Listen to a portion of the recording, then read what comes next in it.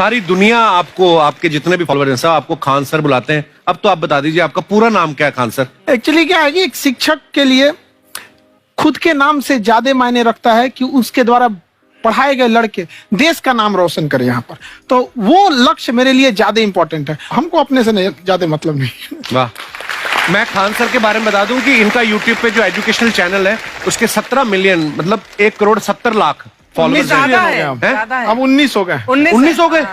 बाप रे, क्या बात है, वाह। तो लॉकडाउन से पहले सर 30,000 थे। हाँ। एकदम लॉकडाउन के बाद जितनी आपकी सब्सक्रिप्शन बढ़ी है उतनी तो ओटीटी प्लेटफॉर्म्स की नहीं बढ़ी जितनी आपकी बढ़ गई।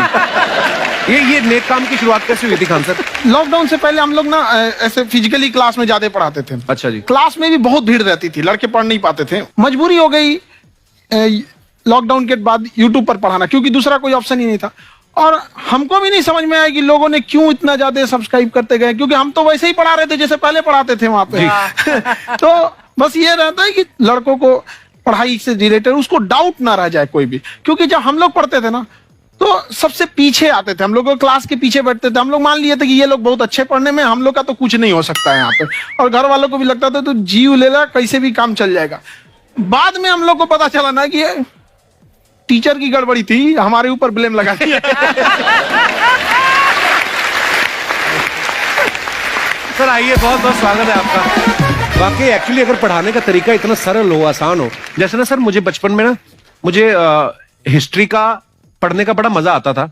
बड़ा होके पता चला कि मेरा हिस्ट्री में तो था इंटरेस्ट, पर मुझे कहानियां पढ़ना अच्छा लगता था जी। आज मुझे थोड़ा लिखने का भी शौक है, एक आध कुछ शायद फ्यूचर में चल के आप वो भी कुछ ऐसा देखें, तो मतलब मुझे शौक है लिखने का। अब जाके समझ में आया कि वो क्यों अच्छा लगता था, उसमें कहानी होती थी।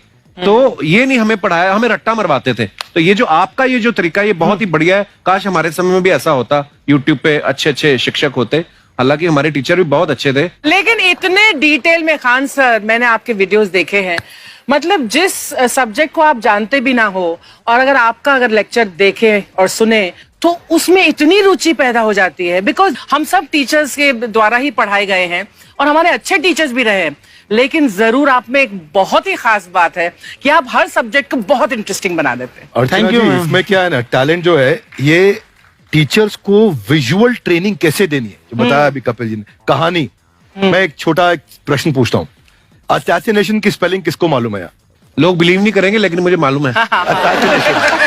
असैसिनेशन की स्पेलिंग होती है भाई एस माने गधा, गधे के ऊपर एक और गधा, एक और एस, उसके ऊपर आई मतलब मैं पूरा, और मेरे ऊपर पूरा देश नेशन, एस आई नेशन। तो ASSASSI मैं ये जितना विजुअल कर दें पढ़ाने को, जितना आसान कर दें। वो याद नहीं होता था रेडियो किसने बनाया, बोला रेडियो चल नहीं रहा, इसको मार थप्पड़ मार, कोनी मार, कोनी मार, कोनी मार, कोनी ने बनाया। याद हो गया, मार कोनी ने बनाया। जितना विजुअल कर दो। जैसे आपने कहा कि कैसे किसी चीज को इतना अच्छा समझा देते हैं, वो आधे घंटे के क्लास के लिए पीछे 1 हफ्ते का मेहनत होता है। मैं ये भी पूछने वाली थी कि कितनी मेहनत लगती है आपको। वो डिपेंड करता है कि हम कब तक सेटिस्फाई नहीं हो जाते। अच्छा। कभी कभी तो कोई चीजें 2-2 महीने से अटकी हुई है, जब तक हम नहीं सेटिस्फाई होते, नहीं इसको ऐसे नहीं, अब लड़के समझो तब तक नहीं बताते उसे। कहते हैं ना, दुनिया ने मेरी बुलंदियां देखी, किसी ने पांव के छाले नहीं देखे। क्या है ना कि हम लोग अपने स्टूडेंट लाइफ में इतना पीछे थे ना, कभी कभी अपने आप को से डर लगने लगता था, या हम कहाँ आ गए, हमारा कुछ हो सकता है कि नहीं हो सकता है यहाँ पे। तो लेकिन ना कुछ सीखने का बड़ा शौक था। हाँ। तो जैसे एक फिल्म बनाने से पहले डायरेक्टर कितने महीने की प्रैक्टिस करता है, 2 साल की मेहनत के बाद एक 3 घंटे की फिल्म बनाना पड़ता है। उस तरह से थोड़ा काफी मेहनत करना पड़ता है पीछे से, तब जाके समझ में आता है। और धीरे धीरे एक्सपीरियंस होने से थोड़ा समझ में आ जाता है कि क्या कहाँ पे कौन सा चीज डाउट आएगा वहां पे। और आपसे पढ़ाई करने का ये भी फायदा है कि ये पीट नहीं सकते ना यूट्यूब चैनल से, अंदर से निकल के थप्पड़ भी नहीं मार सकते। हमें तो पीटा इतना है ना, हम तो मतलब टीचर से सवाल नहीं पूछ सकते थे। कभी बचपन में पूछ भी लिया ना कि सर सूरज कितना दूर है, तुझे जाना है उधर है। मतलब ये नहीं कि बच्चे के साथ दोस्ती करो, उसके साथ। आजकल माहौल बहुत बदल गया है, अब तो बच्चों की पिटाई भी नहीं होती, हमारे टाइम बड़ी पिटाई होती थी। हम भी कहते हैं, हमसे भी लड़के नहीं पूछते हैं, क्योंकि उन्हें पूछने की नौबत ही नहीं आती है। क्लियर हो जाता है ऐसे ही। वाह क्या बात है। मैंने देखा है सर आपके फॉलोअर्स में रवीना टंडन भी है एक, तो जब आप आए कितनी मुस्कुराहट आई खान साहब आपके। तो जब कभी आप कोई नया वीडियो डालते हैं तो आप उनको पर्सनली मैसेज करते हैं कि किसी चीज पे डाउट हो तो कॉल मी एनी टाइम, ऐसा करते हैं आप। अच्छा, विवेक सर के बारे में हमने सुना है कि किसी को बिजनेस रिलेटेड प्रॉब्लम हो तो ये 5 सेकंड के अंदर जवाब दे देते हैं। जब भाभी जी आपको तैयार होने के बाद पूछती मैं कैसी लग रही हूँ, 5 सेकंड में जवाब दे पाते हैं आप? देखिए, इसमें तो सभी लोग पीड़ित हैं और हर जगह, हर घर में ये जरूर सुना होगा सबने कि बच्चों के चक्कर में तुम्हारे साथ रह रही है, वरना तुमको तो कब का छोड़ के चली गई होती। ये बड़ी कॉमन बात है। So right. परमीत सर बोलते हैं आपको ऐसा? आप तो कभी नहीं बोलती होंगी। इनका उल्टा है, इनका एटीट्यूड पति वाला है वैसे, तो इसलिए। क्या प्रॉब्लम है? नहीं, कोई औरतों को प्रॉब्लम मतलब मर्दों से कम बिल्कुल मत समझो। नहीं, ठीक है, पर ऐसे मुक्के वगैरह नहीं मारने चाहिए आप। सर आपने अभी तक शादी नहीं की ना खान सर? नहीं। इतने पॉपुलर हो गए आप, आपका सेंस ऑफ ह्यूमर इतना अच्छा है, तो बड़े सारे प्रपोजल तो आते होंगे आपको। अभी तो इधर कुछ नहीं है सर। खान सर पर्सनल सवालों का जवाब कम देते हैं। अच्छा, वैसे हम शादीशुदा लोगों को देखने के बाद हमको थोड़ा सा और अच्छा, कई बार ना इंसान ज्यादा मोटिवेशनल स्पीकर्स को सुन लेना तब भी कंफ्यूज हो जाता है। कोई कहता है बड़े सपने देखो, गाड़ी लो, बैंक बैलेंस बनाओ। कोई कहता है कि इच्छाएं नहीं रखनी चाहिए, ये दुखों का कारण है। हम किसकी सुने गुरुजी? सुने सबकी, करे खुद की। जो दिल से निकले। दिल से निकले, क्योंकि जो सुनते हैं हम कई बार सुनते हैं और उसको खुद की प्रोसेसिंग करते ही नहीं है, और जब दूसरों की बातें सुनकर बिना प्रोसेस करके फॉलो करने लगते, उसी को तो हम अंधश्रद्धा कहते हैं। बिल्कुल। उसको प्रोसेस करे, अपने दिल से जो रेजोनेट होता है उसको सोचे और फिर करें। मम्मी सुना, मेरी मम्मी के आगे डॉक्टर फेल है। मम्मी की जो सहेली ऑन द स्पॉट जिसके साथ बैठी है, और इनको अगर कोई प्रॉब्लम है, फॉर एग्जाम्पल कोई शुगर की प्रॉब्लम है, तो उन्होंने जो बोल दिया वो अंतिम सत्य है। ले मैनू फलानी कहती है, ऐ खाड़ो तो ऐ हो जाता है। ये सवाल मैंने आपके लिए पूछा था। I wanted to ask Khan sir कि आपका एक एपिसोड था ट्रेन के बारे में, कि ट्रेन में ऐसा क्यों होता है, शुरुआत में ऐसा हुआ था, ये यहाँ पर बोगी के लिए ये कनेक्शन, तो ये सोर्स क्या होते हैं आपके, कहाँ से आपसे ढूंढ सुन के लेंगी, लाते उसके हैं? बाद खुद का चैनल शुरू करेंगी।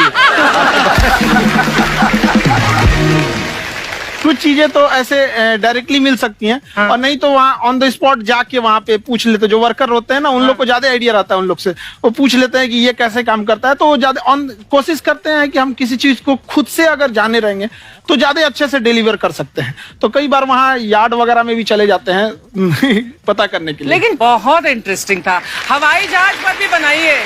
आप कहती है तो एक उस पर भी बना ही देंगे। बहुत शुक्रिया जी। अच्छा सर, कई बार ना माँ बाप भी, जो मैं ये कहूंगा कि उनकी गलती होती है कि अगर बच्चा आपका 4-5 साल का है, आप शुरू से उसके मन में डालना शुरू कर देते हो कि ये तो इंजीनियर बनेगा। हो सकता है बाप इंजीनियर हो, वो चाहता है कि जरूरी तो नहीं है।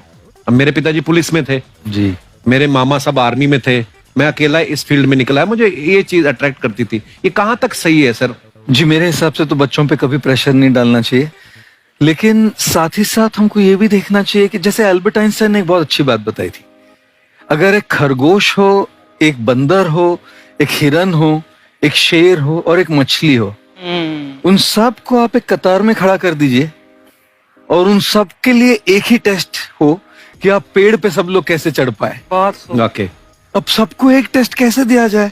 मछली तो आत्महत्या कर लेगी सोच के कि मैं तो कोई पास ही नहीं होंगी, ये मछली कैसे पेड़ पे चढ़ेगी? राइट। लेकिन कई बार ऐसे हो गया ना कि एजुकेशन सिस्टम ऐसी बनी है कि बस ग्रेड्स हो गए, सब्जेक्ट्स पढ़ने हैं, Right. जो भी किया है, और वो भी जरूरी है, लेकिन वो करते करते बच्चों की जो इंटरेस्ट है, बच्चों की जो पैशन है, उसमें उनको एंकरेज करना बहुत ज्यादा जरूरी है। एक पिताजी एक बार अपने बेटे को ऐसा चाटा मारे जोर से, तो पड़ोसी ने पूछा क्यों मार रहे जी?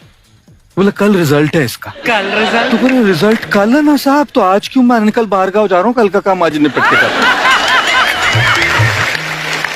कहने का मतलब ये है कि आप देखिएगा कि अगर आप बच्चों को अपने कॉम्पिटेंस के हिसाब से नहीं देंगे तो ये चाटे ही खाते रहने पर फेल ही होते रहेंगे। बहुत खूब। ओके। अच्छा, विवेक सर का एक कहना है कि बच्चों का अगर 95% से ज्यादा मार्क्स आते हैं वो भी खतरनाक होते हैं। 75 से 85% वाले जो बच्चे होते हैं लाइफ में बड़ा अच्छा करते हैं। अच्छा। कभी किसी पेरेंट्स ने आके कहा है कि आपकी वजह से मेरा 95% वाला बच्चा 75 पे आ गया?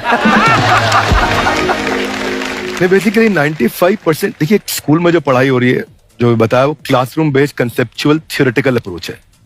और उसमें बच्चे को क्या चाहिए, एक कॉन्सेप्ट होता है कि जिस सब्जेक्ट में 10 में से 3 आ रहे हैं उस पर फोकस करने की जगह वहां फोकस करो जिसमें 10 में से 7 आ रहे हैं, ताकि उसका सुपर स्पेशलिस्ट बने। पर वहां सब कुछ पोर किया जा रहा है, तो 95% के चक्कर में, 98% के चक्कर में अपनी ओवरऑल डेवलपमेंट कर नहीं पाता है।